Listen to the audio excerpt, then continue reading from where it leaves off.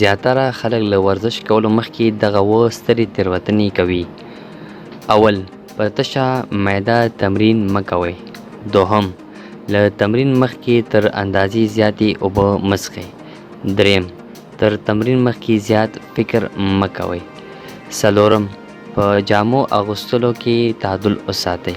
داسې جامې وکاروئ چې ستاسو د بدن د عضو حرکت پکې په اسانۍ ترسره شي.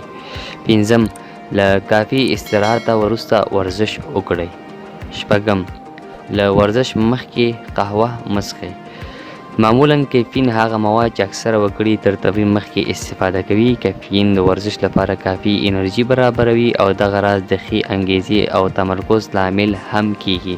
خو د کافین زیات استعمال چې په قهوه کې په زیاته اندازه موجود دی لامل کیږي چې نس یا کولمې مو باد ونیسي او د ځینو مشکلاتو سبب شي چې ژر مو د تشناب اړتیا له تمرینه وباسي. مننه.